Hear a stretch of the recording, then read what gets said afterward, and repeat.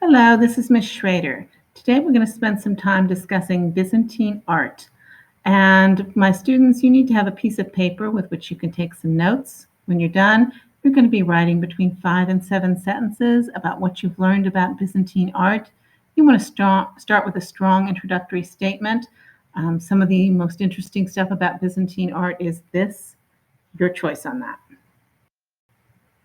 So here we have a map of the division of the Roman Empire into an Eastern and Western Empire. And remember, the Western part collapsed, divided up into little bitty kingdoms and things like that. But the Eastern part continued as the Roman Empire.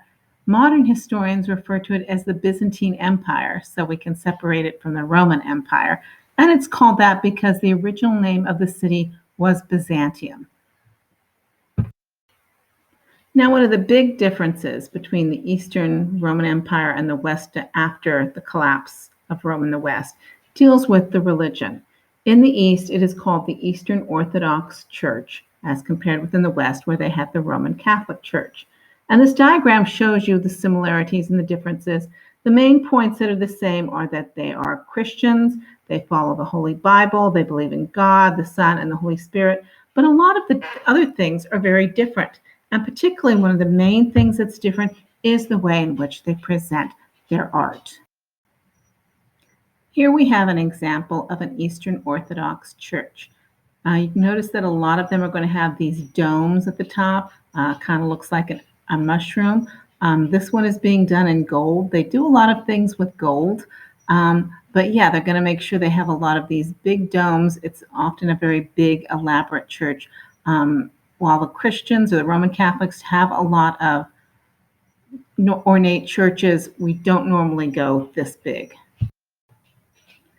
The people of the Byzantine Empire really were into doing mosaics. What we have here is the most famous picture we have of the Emperor Justinian and his wife, the Empress Theodora, done in mosaics.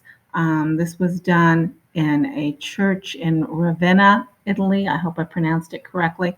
A mosaic is when you take little pieces of colored glass and clay and you use them to make a picture. So you put them together rather like a puzzle. And if you take a look really closely at this, you can see how that is done. This is a style that they got from the Romans and which they eventually passed on to the Muslims. And I tried to get the complete picture as it actually is because Justinian and Theodora actually aren't standing side by side. They each have groups of people flanking them, but apparently it's too large to get into one picture. So this is Theodora and her group. In the modern era, whenever they are portraying Theodora, they show her just like this. It is based on this picture, and they normally do things like they give her this very fancy and elaborate headdress like the one she's wearing here. Another famous type of art that the Byzantines did was iconoclasm, which is basically doing small drawings, paintings of saints, Jesus, Mary, and using them as sources of worship in their homes. Once the Russians got hold of the Eastern Orthodox Church and made it the Russian Orthodox Church, this was one of the things that they were really big at. They would have lots and lots of these throughout their homes. As I've mentioned, in time, the largest place that had the Eastern Orthodox Church became Russia, and the Russians took over a lot of it and made changes to it. This is one of Russia's most famous Eastern Orthodox churches. This is St. Basil's in Moscow.